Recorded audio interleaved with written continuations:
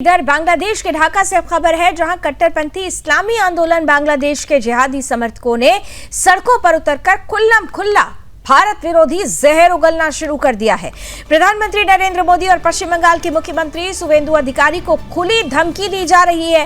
कहा जा रहा है कि अगर बंगाल में ममता बनर्जी को दोबारा सत्ता में नहीं लाया गया तो भारत पर हमला किया जाएगा। दरअसल पश्चिम बंगाल में भाजपा की बड़ी जीत और ममता बनर्जी की करारी हार के बाद बांग्लादेश के इन जिहादियों में भारी बौखलाहट देखने को मिल रही है। उन्होंने शुवेंदु अधिकारी पर आरोप लगाया है कि वो मुसलमानों को जबरन जय श्री राम बोलने के लिए मजबूर कर रहे हैं और इस झूठे बहाने के तहत भारत पर हमले की धमकी दी जा रही है। यह घटना साफ साफ बताती है कि ममता बनर्जी बांग्लादेशी घुसपैठियों और जिहादी ताकतों के सहारे ही सत्ता में टिकी हुई थी।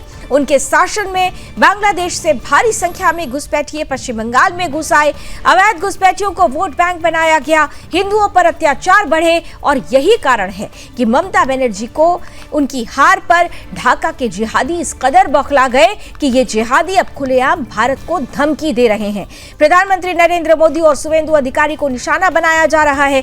ये साफ संकेत देता है कि बांग्लादेशी जिहादी ताकतें पश्चिम बंगाल में अपना गढ़ बनाए रखना चाहती हैं। ममता बनर्जी के मुस्लिम तुष्टीकरण की नीति का यही परिणाम है कि आज बांग्लादेश के कट्टरपंथी भारत की आंतरिक राजनीति में खुलकर दखल दे रहे हैं।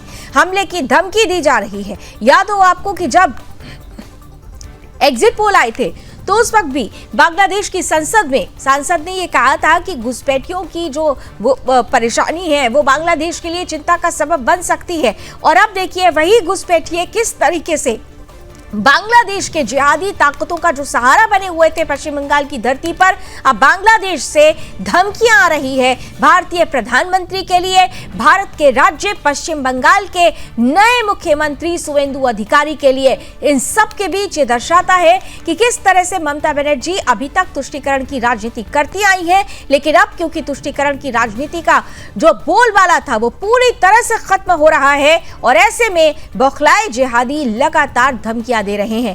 बांग्लादेशी जिहादियों की यह धमकी सिर्फ शुवेंदु अधिकारी या प्रधानमंत्री नरेंद्र मोदी के खिलाफ नहीं है, बल्कि पूरे हिंदू धर्म और भारत की संप्रभुता के खिलाफ है।